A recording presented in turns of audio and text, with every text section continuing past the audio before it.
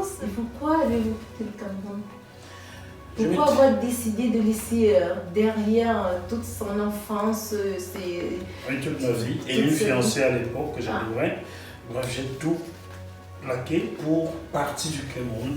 Il fallait partir de pays parce qu'il ne m'offrait rien comme perspective d'avenir. Il n'y avait rien pour les jeunes.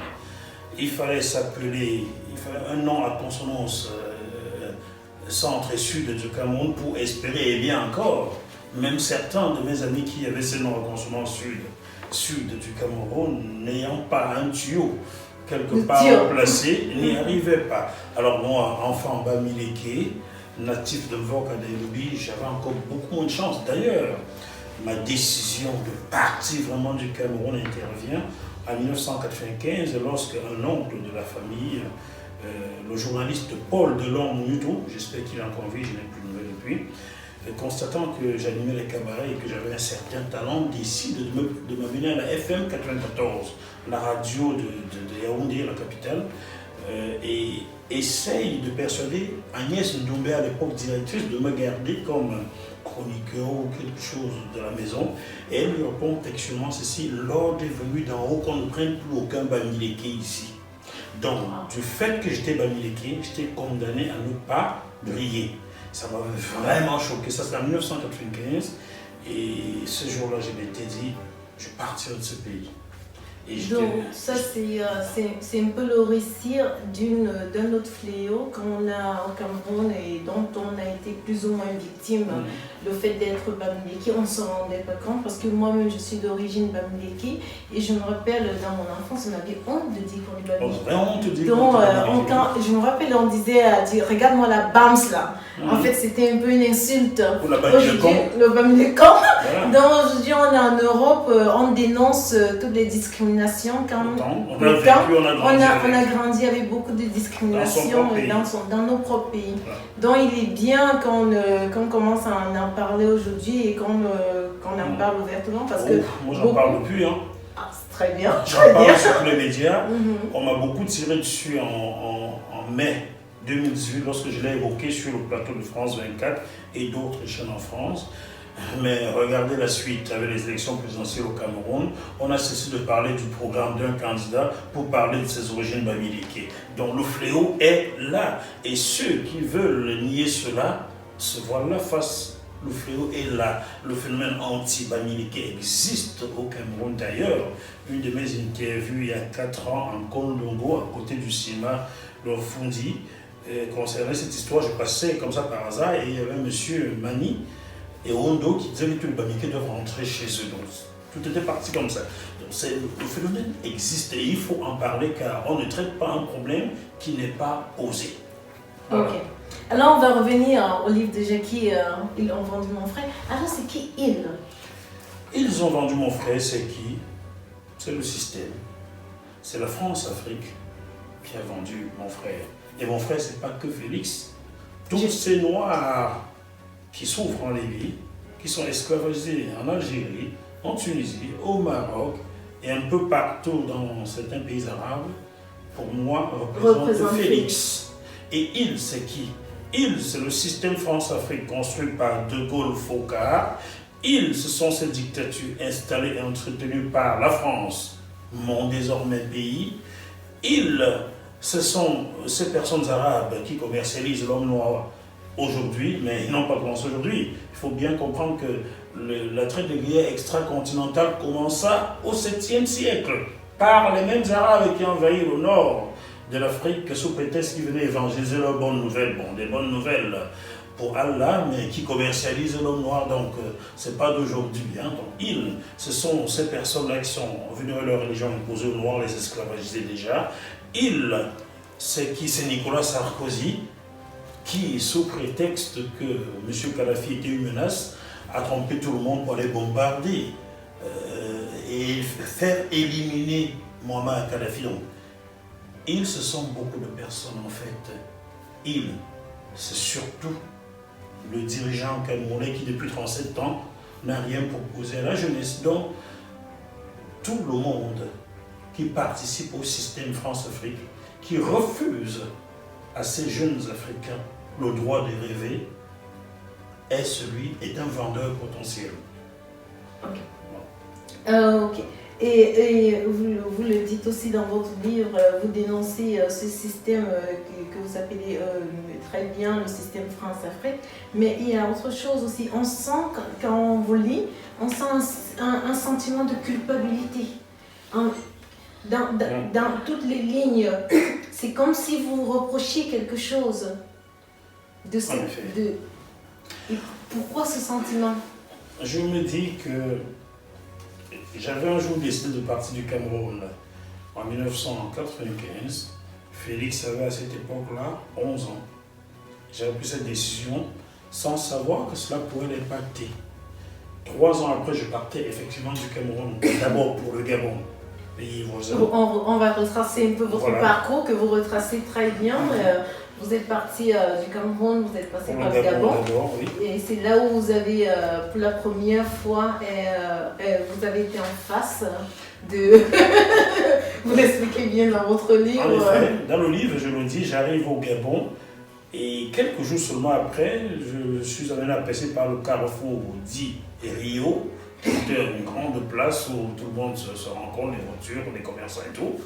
Et je vois des personnes assises à même le sol, des femmes qui sont en soutien-gorge ou t-shirt à voler, des hommes qui sont torse nu assis à travers la boue. Qu'est-ce qu'ils font là? On me dit qu'on les a arrêtés. Pourquoi? Parce qu'ils n'ont pas de carte de séjour. Je dis, mais c'est vous n'aviez pas la notion de carte séjour. Au Cameroun, le Congolais était le meilleur copain. La carte séjour, on ne sait même pas ce que cela signifie. Mais peut-être on reviendra aussi dessus. Est-ce que ça ne dénote pas du fait que quand on part justement, quand on a ces tuyaux, on ne cherche justement pas à s'informer, on n'a pas de débriefing, donc on va à l'aventure. S'informer aujourd'hui c'est facile, mais vrai. Il y a 21 ans, le téléphone portable n'existait pas. Et même Internet. Internet n'existait pas. Vous voulez vous informer avec quoi? C'est impossible. Aujourd'hui, c'est possible. À l'époque, on allait vraiment dans l'inconnu. Lorsque je prends la route pour le Gabon, d'ailleurs, je vais vers l'inconnu. Je n'ai pas de famille, je n'ai pas d'amis. C'est vrai qu'aujourd'hui, c'est facile de dire ah, mais tu pouvais t'informer, mais tu pouvais avoir des débriefings, tu pouvais taper sur Internet. Mais à l'époque, il n'y avait rien. Il n'y avait vraiment rien, absolument rien. Et puis, l'image qu'on avait du Gabon, c'est que c'était l'Eldorado. Le petit Eldorado africain. Le petit Eldorado de l'Afrique centrale. L'Afrique centrale. Et en plus, ceux qui en revenaient ne disaient jamais la vérité. Comme ce qu'on nous reproche, nous, la diaspora. Lorsque je demandais à un de mes copains plus grand d'âge que moi, Brice, je lui demandais où est-ce que tu vis là? Oui, c'est Paris. Alors, vous imaginez, Paris, c'est l'Eldorado pour tout Africain. On nous vend la Tour Eiffel et qu'on sort. Et lorsque quelqu'un sort du Gabon et vous dit je vis à Petit Paris, et le Gabon qui a la réputation d'être riche, vous dites forcément que il vient dans un quartier chic. C'est du luxe là-bas et tout. Mais n'allez pas à Petit Paris, car ça n'a de Petit Paris que le nom. Ça a changé en zone d'attente. En zone d'attente. Ok. Ça, c'était un peu votre parcours depuis le Gabon et comment vous avez rencontré votre choc avec la zone d'attente. Et on disait tantôt, vous sentez vraiment, vous avez ce sentiment de culpabilité par rapport à la destinée de votre frère, ce qui vous a fait aussi écrire ce livre. Donc, pourquoi, je vais revenir sur la question encore, pourquoi vous vous sentez autant coupable? Je me dis que si je n'étais pas parti du Cameroun, peut-être mon petit frère n'aurait pas eu l'idée de prendre la route lui aussi. Voilà, j'ai été un malheureux précurseur, je me dis. Si je restais au Cameroun, aurait-il eu l'idée de partir? Je ne crois pas. Voilà pourquoi je me sens un peu coupable. Une autre chose que vous relatez dans votre livre, c'est aussi le fait que votre frère vous a dit partir. Mais apparemment, c'est comme s'il n'y a pas eu de communication. Et c'est quelque chose que l'on entend aussi beaucoup de la diaspora. Oui, je vais le chercher. Il n'a jamais dit qu'il partait. Là est tout le problème. J'étais au Cameroun pour la dernière fois en 2016. De tous mes frères, il est le seul que j'ai vu. Ne me posez pas de questions là-dessus, je vous répondrai. Il est de Benjamin, il est de mon enfant. Son petit nom toutou, c'est moi qui lui ai donné en 1984 à sa naissance. C'était en hommage à ma petite copine de l'époque avec qui je faisais CE2. Ah, CE2, ok. Déborah, qu'on appelle affectueusement Toutou dans le Japon. Tout pouvoir de base à Déborah. Donc, je l'ai vu, lui, on a dîné ensemble, mais à aucun moment il m'a vous n'avez pas eu qu'il souhaitait partir. Il souhaitait partir. Même quand il a eu son tue, il vous a rien dit. Je sais pas s'il avait eu un tue, s'il avait eu un tue, il n'aurait pas marché pour passer par le Niger et au désert. Il est parti sur la route comme vous avez voulu partir quand maman ne voulait pas. Bon, il ne m'a pas fait part de son envie de partir du Cameroun. Donc, quand je reviens en France, non, je quitte au Cameroun en 2016, je passe par le Gabon avant de revenir en France. Je sais que mon petit frère est au Cameroun, il a une bonne formation que j'ai payée et il va s'en sortir. Mais non, un jour on m'appelle, on me dit que en 2017 on me dit qu'il a disparu. Il a disparu comment? On ne sait pas. Alors, après on me dit qu'il est en Libye, on l'a vendu comme esclave, on demande de l'argent. Bon, la famille a été chic sur ce coup-là, on a essayé de couvrir. On savait de toute façon que si on fait savoir au ravisseur ou au vendeur qu'il a un frein de remise en chair, on va remonter. Et cette nouvelle arrive dans la vie quand je suis vraiment au fond du trou. Je venais de me rendre compte que ma femme que j'avais épousée en deuxième noce, une Gabonaise, que j'ai épousée au Gabon, que j'ai fait venir en France, en fait, c'était un mariage gris. Voilà, elle m'avait épousé que parce qu'elle venait en France. Vous le racontez aussi dans votre livre, ça fera partie d'une seconde étape de notre discussion. Les mariages de diaspora. J'avais ce problème-là qui m'avait déjà vraiment abattu. Et celui de mon petit frère arrive, je plonge dans un déni. Je sais, mais je ne sais pas. Il y a trop de choses à gérer. Parce que, il faut dire, d'un premier mariage, j'ai été veuf en 2008. Très jeune. Très jeune. D'un second mariage, en 2016, je me suis fait avoir en ayant perdu une grosse fortune que j'ai investie au Gabon. Je suis vraiment au fond du trou. Je n'ai plus le sou et mon petit frère vient s'ajouter. Normalement, vous êtes abattu. Oui. Je plonge dans le déni jusqu'au jour où je vois la fameuse image de CNN. Quelque chose, un déclic. J'étais en plein montage vidéo, un déclic, quelque chose me dit, tu ne peux plus te taire. Maintenant, agis. Et les premières personnes à qui j'envoie les photos de mon petit frère capturé l'écran assis parmi les esclaves en Libye sont Alain Foucault, Anoubé Duvegué, Claudicia, Aziz Mondi. Je peux vous dire que les cas, aucun moi j'ai passé un coup de fil pour prendre des nouvelles. Pourtant, beaucoup d'entre vous ont été promptes à aller voir l'ambassade Libye faire le guignol. Moi je vous dis ici, si vous voulez m'attaquer, faites-le vite. J'ai bien cité Alain Foucault, Claudicia, Aziz Mondi, Anoubé Duvegué. Et vous pensez que? Parce qu'ils sont des confrères, des grands confrères journalistes. Il n'y a qu'un seul parmi eux qui est moins âgé que moi, de Aziz Mondi. Donc je vais m'envoyer ça. Vous êtes tourné vers vos peuples. En fait, donnez-moi un coup de main pour faire entendre. Juste aujourd'hui,